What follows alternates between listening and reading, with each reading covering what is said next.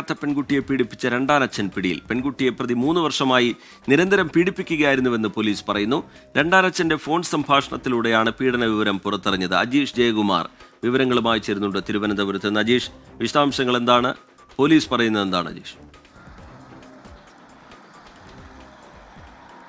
രജിത്ത്, കഴിഞ്ഞ ദിവസമാണ് Thiruvananthapuram Vellarada police station പരിധിയിൽ ഈ സംഭവത്തിലെ പ്രതിയായിട്ടുള്ള സുനിൽകുമാറിനെ പോലീസ് പിടികൂടുന്നത്. ഇയാൾ പത്തനംതിട്ടയിൽ ഇലക്ട്രീഷ്യനായി ജോലി ചെയ്ത് വരികയായിരുന്നു. കഴിഞ്ഞ 3 വർഷമായി ഇയാളുടെ മകളെ, ഇയാൾ രണ്ടാനച്ഛനാണ്, മകളെ പീഡിപ്പിക്കുകയായിരുന്നു എന്നാണ് പരാതി.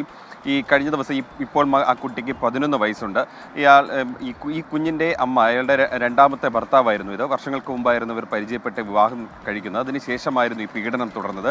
8 വയസ്സ് ഉള്ളപ്പോൾ മുതലായിരുന്നു ഈ പീഡനം തുടങ്ങുന്നത്. അതിനുശേഷം ഈ കഴിഞ്ഞ ആഴ്ചയും ഇയാൾ നാട്ടിലെത്തിയ സമയത്ത്, ആഴ്ചയിൽ പത്തനംതിട്ടയിൽ ജോലി ചെയ്യാവുന്ന ഇയാൾ ആഴ്ചയിൽ ഒരിക്കൽ മാത്രമാണ് വെള്ളറടയിലെ ഈ വീട്ടിലെത്തുന്നത്.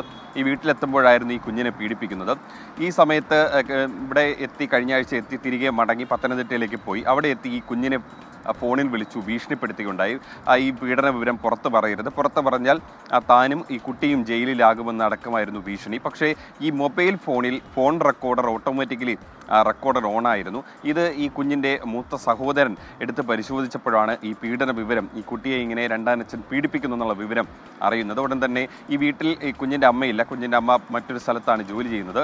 ഈ അമ്മയുടെ അച്ഛനും അമ്മയും മാത്രമാണ് ഈ വീട്ടിലുള്ളത്. അവരാണ് ഈ കുട്ടികളെ നോക്കുന്നത്. അവരോട് വിവരം പറയുകയും പിന്നീട് ചൈൽഡ് ലൈനിന് വിവരം അറിയിക്കുകയും ചെയ്തു. തുടർന്ന് വെള്ളറട പോലീസിൽ ഇന്നലെ പരാതി നൽകി. തുടർന്ന് ഈ ആഴ്ചത്തെ അവധിക്ക് നാട്ടിലെത്തിയപ്പോഴാണ് ഈ സുനിൽകുമാറിനെ അറസ്റ്റ് ചെയ്തത്. ഇയാളെ കോടതിയിൽ ഹാജരാക്കി റിമാൻഡ് ചെയ്തു. അജീഷ് ജയകുമാർ തിരുവനന്തപുരത്ത് നിന്ന് വിശദാംശങ്ങൾ പങ്കുവയ്ക്കുകയായിരുന്നു. ചെറിയൊരു ഇടവേളയിലേക്ക് കൂടി കിടക്കുന്നു.